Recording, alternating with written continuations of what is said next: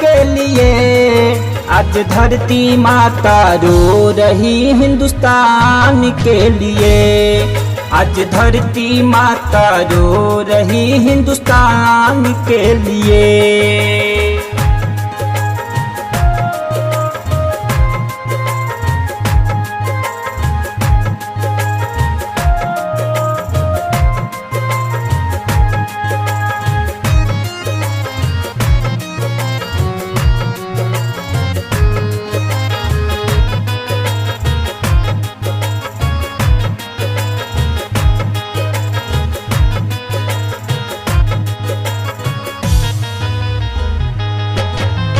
ऐसा मुसीबत आया है, देश विदेश में छाया है।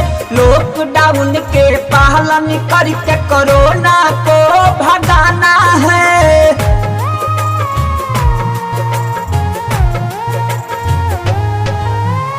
ऐसा मुसीबत आया है, देश विदेश में छाया है।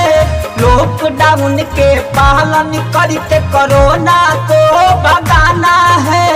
ऐसा मुसीबत आए कभी ना हो, ऐसा मुसीबत आए कभी ना हिंदुस्तान के लिए। आज धरती माता रो रही इंसान के लिए। आज धरती माता रो रही इंसान के लिए।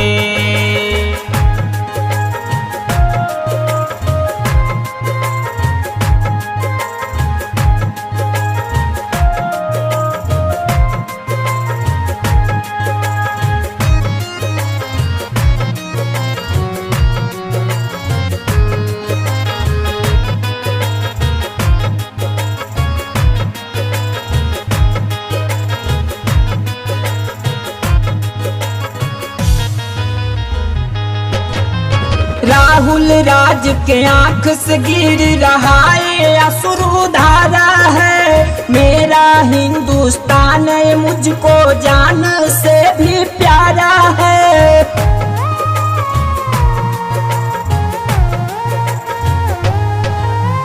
राहुल राज के आंख से गिर रहा है अश्रुधारा है। मेरा हिंदुस्तान मुझको जान से भी प्यारा है। जान भी दे देंगे हम इस हो, जान भी दे देंगे हम इस सम्मान के लिए। आज धरती माता रो रही इंसान के लिए।